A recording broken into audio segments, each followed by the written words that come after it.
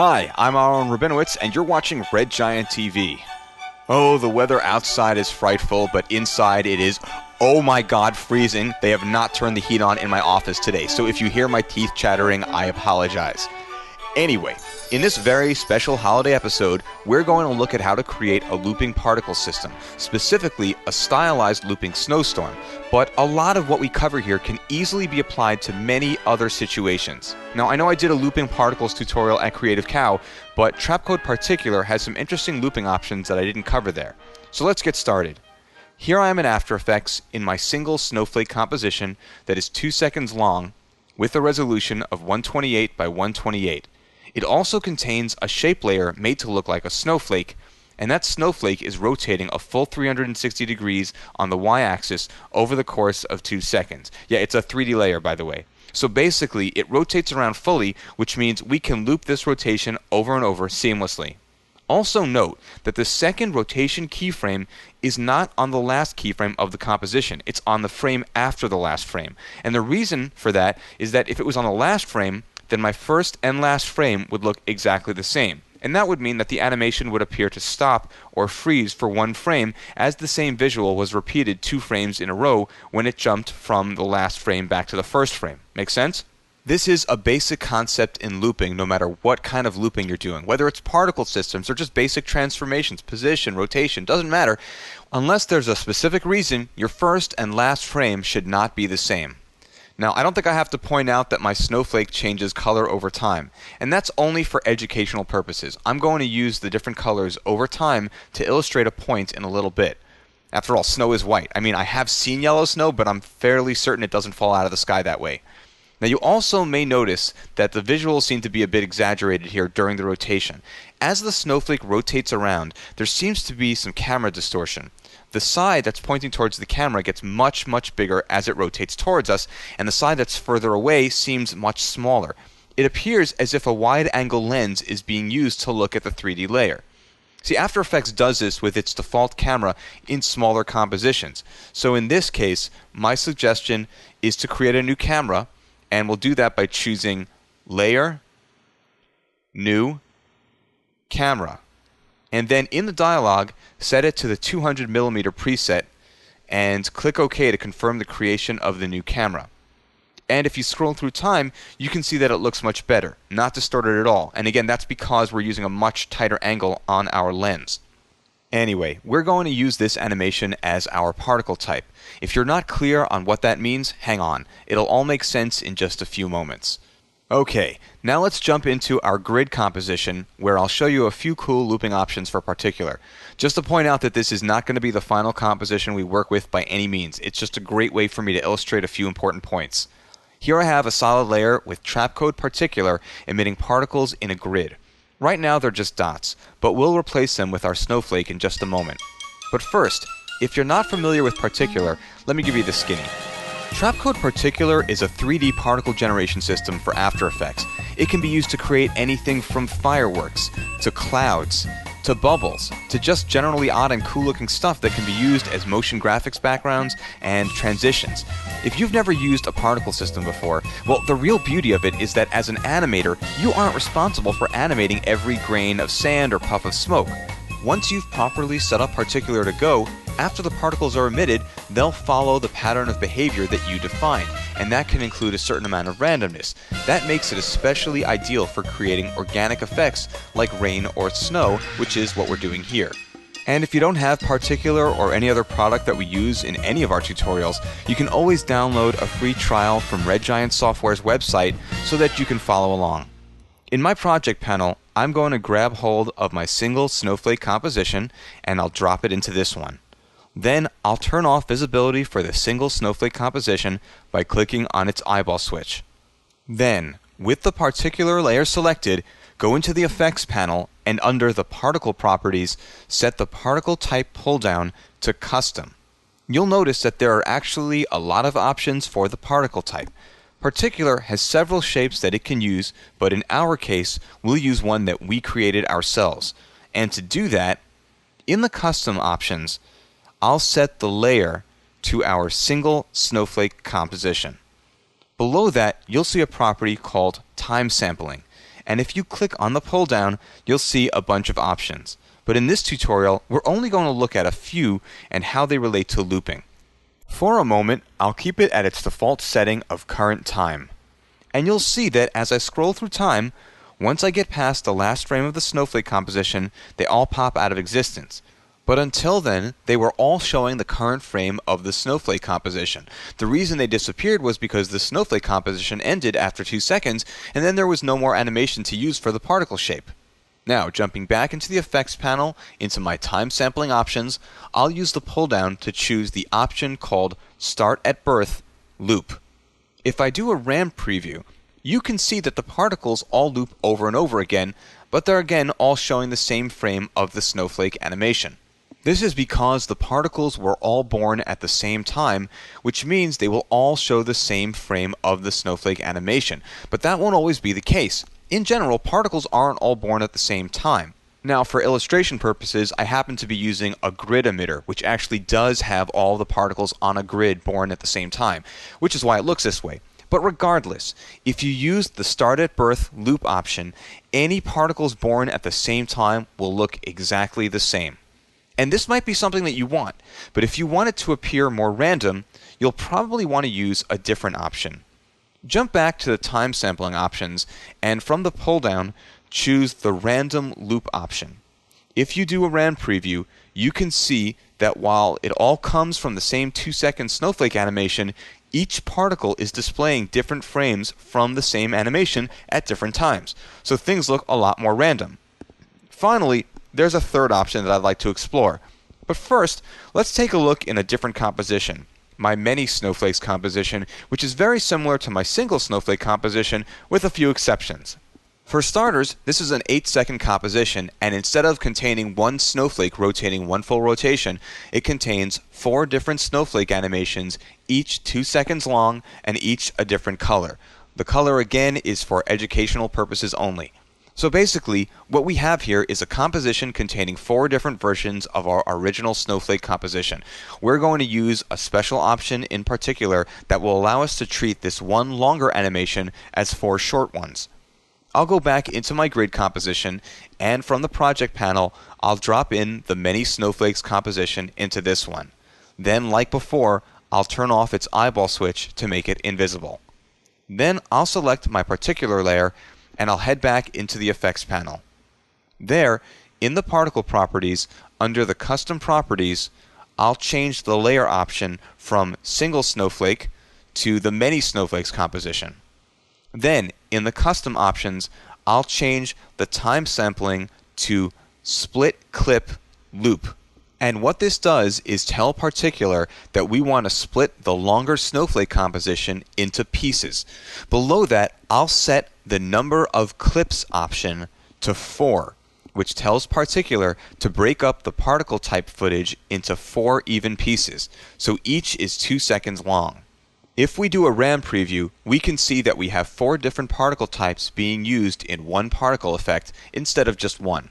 And yes, while it's true that each particle type starts at the beginning of its animation, this option means that you can have multiple animated particle shapes emitted from one emitter. That leaves a lot of room for creating complex particle systems. In fact, just last week I used 48 different shape animations in one comp to create a very complex particle system. So why would I cover all of that? Well, we're going to take what we've covered here to create a 5-second looping stylized snowstorm. So let's sort of start fresh here.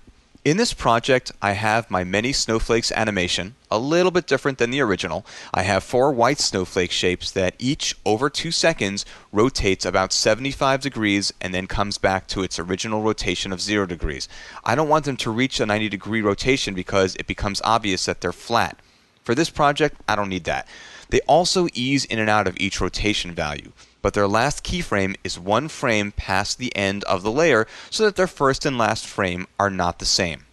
In addition to this composition, I also have my snowstorm composition, which is 10 seconds long and has a solid layer called Particular, but there's no effect applied to it yet. So I'll select that layer and I'll choose Effect, Trapcode Particular. Then in the effects panel, from the animation presets at the top, I'll choose Snowy Night 1. Okay, a quick RAM preview, and we can see the simple snowstorm animation. The snowflakes are blurry circles. We're going to replace them with our own snowflakes, but first, let's get this system to loop. Okay, next, make sure that you're on the first frame of the composition. Then, go into the emitter properties up here, and then using the keyframe stopwatch, set a keyframe for the particles per second property with its current value of 600.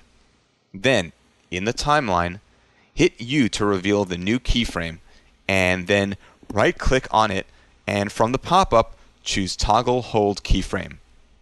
Then go to frame 5.0, or 5 seconds and 0 frames, which is actually 1 frame after 5 seconds of the composition, because remember, our first frame is frame 0. And then in the timeline, set the particles per second property to 0. This creates a second hold keyframe. And by using hold keyframes, we're telling it to hold the current value until the next keyframe comes along. That means that from the first keyframe of 600 to the second keyframe of 0, the amount of particles being emitted won't decrease over time. It'll just stop emitting particles when it hits that second keyframe. Anyway, while still on frame 5.0, add a composition time marker by hitting Shift and 1 at the same time. This marks off where we stop emitting particles. In other words, where they begin to die off with no new particles being created. If you do a RAM preview, you can see that after 5 seconds, new snow stops appearing, and within a few seconds, the snow is entirely gone. Okay, in the project panel, let's take our snowstorm composition and drop it over the Create New Composition icon, which creates a composition the same size and length as the footage, or in this case, the composition, and drops it in there. As you can see, our composition marker has been preserved, but now it's a layer marker for the nested composition. We're going to use it in just a moment. Hit Control-K or Command-K on a Mac to get into the composition settings. I'm just going to change the name of this composition to Loop, and then I'll click OK to get out of the dialog. In the timeline, select the snowstorm layer and duplicate it by hitting Control-D or Command-D if you're on a Macintosh. Then move the current time marker down to frame 5.0, the same frame as our layer marker. Then trim the top layer to start at the marker by clicking Alt and the left bracket key. Then, move back 1 frame in time to frame 429, the actual last frame of the composition's first 5 seconds, and hit N to set the end of the work area. Then go to the first frame of our composition and hit the left bracket key to move the top layer's endpoint to the first frame. Take note that the way things are set up, this marked frame of video will only show once right at the beginning. We've trimmed the work area to exactly 5 seconds, so it ends at frame 4 seconds and 29 frames. And that means that this second marker on frame 5.0 on the bottom layer falls outside the work area. The idea being that the first and last frame of our video are not repeated. Otherwise, we'd have what appeared to be a pause for 1 frame. Sound familiar? Well, it should. We talked about the same concept when we covered looping our particle type animation just a few minutes ago. So what we have now is a situation where on the top layer we're seeing a video of the particles dying off with no new ones being born. But at the same time, thanks to our bottom layer, we're seeing an empty screen getting filled up with new particles being born. The overlap creates a really nice seamless transition. A quick RAM preview and we can see this. An important thing to note is that the loop we create has to be at least as long as the amount of time it takes a full screen of particles to die and leave an empty screen. So if the particles take 5 seconds to be born and die, you need to have at least a 5-second loop, or some of the particles will appear to pop out of existence as the animation is cut off at the end. In our animation, the particle life property is set to 4, which means the particles only live 4 seconds. So a 5-second loop is possible. But it may not be in whatever project you're working on. So just remember your loop can't be shorter than however long it takes the particles to disappear once the emitter stops emitting. Finally, let's right-click on the work area and from the pop-up choose Trim Comp to Work Area, which trims out the composition to be exactly 5 seconds. At this point, you could render out the particle animation and you'd now have something that will loop seamlessly. But we're not done. We're going to modify this snowstorm to look a little more stylized and perhaps holiday appropriate, if that's your thing. So let's do that. I'll go back into my snowstorm composition, and in the project panel, I'll grab hold of my many snowflakes composition, and I'll drag it into this composition. Then I'll turn off its eyeball switch to make it invisible. Then I'll select my particular layer, and on the first frame of the composition, I'll change the keyframe value for the particles per second down to 100. Then, in the effects panel, in the particle properties, I'll set the particle type to custom. Then I'll go into the custom options and I'll set the layer to our many snowflakes composition. Then I'll set the time sampling property pull down to split clip loop. And below that, I'll set the number of clips to 4. So now we have our 4 different snowflake animations replacing the sphere as the particle type. Next, I'll set the particle's rotation speed to 0.5, which makes the particles rotate slowly over time. Finally, I'll bring the particle size up to 4. It makes them a little bit bigger and fills up the screen a bit more. Now, as you scroll through time, if you're getting some oddness, maybe a snowflake gets too close to the camera, which can be kind of annoying. It may happen, it may not. You can always go into the effects panel in the emitter settings and try changing the Y rotation, or possibly even the position Z. That's up to you. Okay, final steps for some added flavor, and this is going to depend on your tastes and possibly affiliations. Go back into the loop composition, and once you're there, choose Layer, New, Adjustment Layer. An adjustment layer is a layer that affects every layer below itself. If you add an effect to that layer, every layer below it will have that effect applied to itself. Next, with the adjustment layer still selected, choose Effect, Trapcode, Starglow. Now, if you're not familiar with Trapcode Starglow, the name pretty much says it all. Trapcode Starglow is a fast rendering multi-directional glow effect. It can be used to create multicolored star-shaped glints like those created by a camera filter. You might say it puts a little glam in your bag of tricks. Or, you might not if you're not the kind of person to use the word glam, and frankly, good for you if you're not. But there it is, I said it. Starglow runs in Premiere Pro, Apple Final Cut Pro, Motion, and Avid Express and Media Composer. And if you buy it for one application, you get it for all that run on your platform. By default, we get this nice green and red star action going on, which kind of fits the holiday theme, if that's the holiday you celebrate. I, for example, might choose some different colors, such as this preset called blue. Yeah, that's a little shout out to my Hebraic brethren out there. But I'll undo that. Now, one thing I don't love about this is that only the brightest snowflakes are being affected by Starglow. So in the effects panel, in the Starglow effect, I'll go into the pre-process settings and I'll set the threshold to 0, which allows it to include all of the snowflakes in the Starglow effect. Finally, if you want, set the streak length down to 10 for a slightly tighter Starglow effect. A quick RAM preview, and we have our looping holiday snowflakes. Yeah, I hear you. Maybe this is a little heavy-handed and cheesy. But what about the animations you see around the holidays aren't? I mean, it's all cheesy, man. And in fact, now that I think about it, last year, as a holiday gift, I did receive actual cheese. So now, I re-gift that to you. But hopefully with a lot of extra knowledge that will help you in creating your looping or advanced particle systems. Will it help if I tell you that we're going to use some of this information at a later time to create this animation? Come on, that's got to be better than a fruitcake. And you know what? If you still want a better gift, how does a big discount on Trapcode Particular and Starglow sound? For that, go to redgiantsoftware.com/promos to get this and other special Red Giant TV deals. Now these are time-sensitive discounts. They won't last forever.